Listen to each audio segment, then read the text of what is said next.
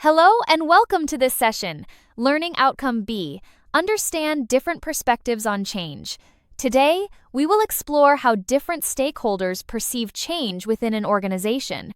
This video examines various viewpoints on strategic change management and highlights how these perspectives can influence the success or failure of change initiatives.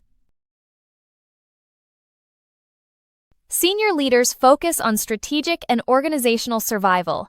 They view change as necessary for long-term success. This perspective often overlooks emotional impacts. Leaders prioritize data-driven decisions. An example is restructuring for efficiency. Middle managers balance strategic demands with operational realities. They translate and implement change. Stress arises from competing expectations. Managers focus on practical aspects like workloads. An example is system implementation while maintaining quality. Employees view change through personal impact. Concerns include job security and competence. Emotional responses align with Kubler-Ross's cycle. Unclear communication heightens anxiety. Resistance often stems from fear of incompetence. HR focuses on people, capability, and compliance. They ensure fair employment practices. HR supports skills development and well-being. They mediate between leadership and employees. Training programs help staff adapt to change. Customers judge change by quality and reliability. Internal reasons matter less than outcomes. Ignoring this view risks reputational damage. Disruptions can overshadow long-term benefits. An example is negative feedback during system changes. Change redistributes power and resources. Resistance is often political, not emotional.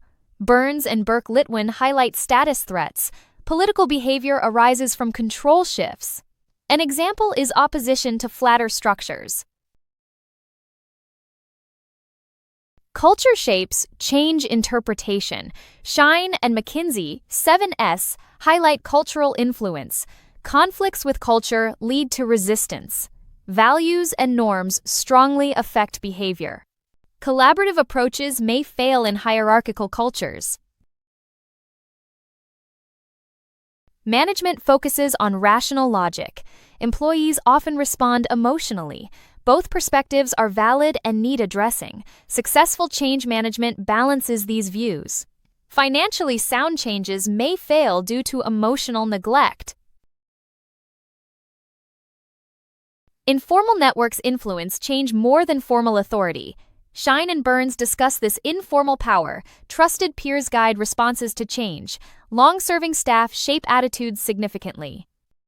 Informal influence can drive acceptance or resistance. Organizational culture consists of shared values and beliefs. Shine's model includes artifacts, values, and assumptions. Change challenging assumptions is hard to implement. Risk-averse cultures struggle with innovation. Culture guides how work is done. Change often conflicts with cultural assumptions. McKinsey 7S highlights shared values centrality. Misalignment undermines change efforts. Cultural change is slow and cannot be forced. Agile working may fail in long-hour cultures. Individuals experience change through personal identity. Groups respond based on shared norms. Social identity theory explains group alignment. Collective resistance may occur despite private agreement. Departments may resist to protect identity. Kubler-Ross's cycle explains emotional responses. Denial, anger, and anxiety are normal. Ignoring emotions leads to disengagement. Logical explanations may not ease anxiety. Acceptance is a key part of the cycle. Leaders shape culture through vision and actions. Shine argues attention and rewards define culture. Leaders model desired cultural shifts. Misaligned actions can undermine change. Collaboration promotion must align with rewards. Managers translate cultural change into daily behavior. Supervision and feedback reinforce culture. Poor alignment creates inconsistency. Ignoring values during reviews signals optional change. Managers play a crucial role in reinforcement. External forces pressure cultural change. Regulation, competition, and technology drive adaptation. Contingency theory emphasizes environmental fit. Digital expectations force responsiveness. Bureaucratic organizations must adapt to digital-first demands. Change is interpreted through personal and cultural lenses. Sense-making theory explains meaning construction. Different interpretations create varied responses. One team may see opportunity, another a threat. Experience and context shape understanding.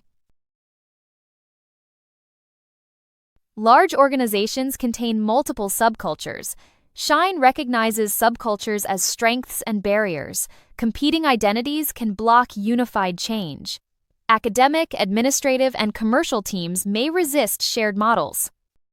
Subcultures influence change dynamics. Cultural diversity introduces varied communication styles. It increases innovation but complicates change. Inclusive leadership aligns with people-centric change. ADKAR principles support diverse teams. Global organizations must adapt communication to norms. Change is a continuous learning process. Organizations adapt by creating and sharing knowledge. Senge, Argyris, and Shun influence this view.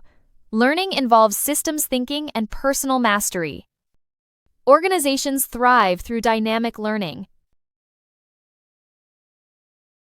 In conclusion, successful change depends on recognizing and addressing the diverse reactions of those involved.